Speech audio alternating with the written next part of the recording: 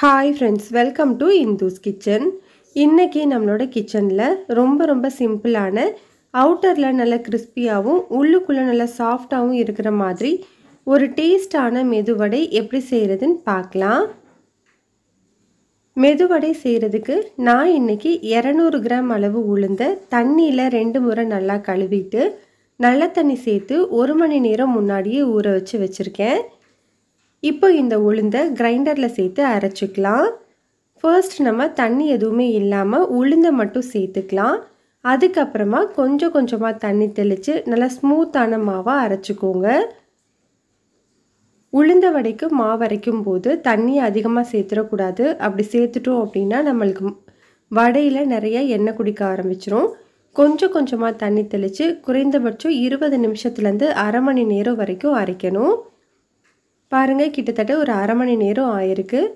மாவு இந்த பதத்துல தான் இருக்கணும். தண்ணியை லைட்டா தெளிச்சு இந்த மாதிரி வெண்ணெய் பதத்துக்கு கெட்டியா அரைச்சு எடுத்துக்கணும். அப்போதான் நமக்கு வடை நல்ல சாஃப்ட்டாவும் டேஸ்டாவும் வரும்.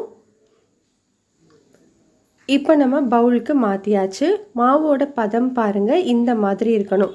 இப்படி இருந்தாதான் நமக்கு எண்ணெயும் குடிக்காது, வடையும் நல்ல சாஃப்ட்டா கிடைக்கும். இப்போ இந்த மாவு கூட 1 டேபிள் ஸ்பூன் அளவு அரிசி மாவு சேர்த்துக்கிறேன். பச்சரிசி மாவு, புழுங்கல் அரிசி மாவு எது வேணும்னாலும் நீங்க சேர்த்துக்கலாம். இது கூடவே அரை டீஸ்பூன் அளவு மிளகு, 1 டீஸ்பூன் அளவு சீரகம் சேர்த்துக்கலாம். இதில் இப்போ ஒரு சின்ன துண்டு இஞ்சியை இந்த மாதிரி சீவிட்டு வச்சுருக்கேன். இது கூட ஒரு பெரிய வெங்காயத்தை நல்லா பொடியாக கட் பண்ணிட்டு வச்சுருக்கேன். காரத்துக்கு ஒரு பச்சை மிளகாயை சின்னதாக கட் பண்ணி வச்சுருக்கேன். கூடவே கருவேப்பிலை, கொத்தமல்லி கொஞ்சம் எடுத்து வச்சுருக்கேன். இப்போ இது எல்லாத்தையுமே நம்ம மாவில் சேர்த்துட்டு கூடவே ஒரு 1/4 டீஸ்பூன் அளவு பெருங்காயத்தூள் சேர்த்துக்கலாம். இப்போது இந்த வடைக்கு தேவையான அளவு உப்பு, 3/4 டீஸ்பூன் அளவு தூளுப்பு சேர்த்துட்டு நல்லா ஈவனாக மிக்ஸ் பண்ணி விட்டுக்கோங்க. உங்களுக்கு மாவு கொஞ்சம் தண்ணியாக இருக்கிற மாதிரி இருந்ததுன்னா இன்னும் 1 டேபிள் ஸ்பூன் கூட அரிசி மாவு சேர்த்துக்கலாம். இப்போ நமக்கு மாவோட பதம் உங்களுக்கு இந்த மாதிரி தான் இருக்கணும்.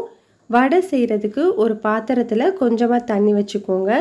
உங்கள் கைகளை தண்ணியில் நனைச்சிட்டு கொஞ்சமாக மாவு எடுத்து இந்த மாதிரி உருட்டிட்டு உங்களோட கட்டை விரல் வச்சு லைட்டாக இந்த மாதிரி அழுத்தி விட்டுக்கோங்க.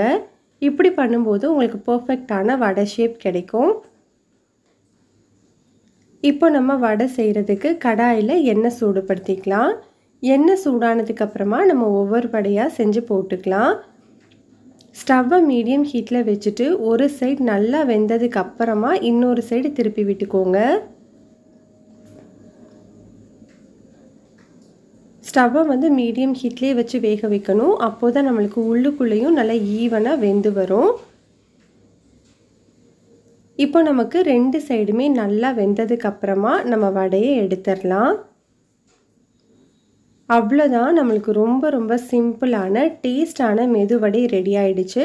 பாருங்கள், பார்க்கவே எவ்வளோ சூப்பராக இருக்குது. கொஞ்சம் கூட எண்ணெய் குடிக்காமல் ரொம்பவே சாஃப்டாகவும் டேஸ்டாகவும் இருக்கும். இந்த ரெசிபி பிடிச்சிருந்தா லைக் பண்ணுங்கள், ஷேர் பண்ணுங்கள், கமெண்ட் பண்ணுங்கள்.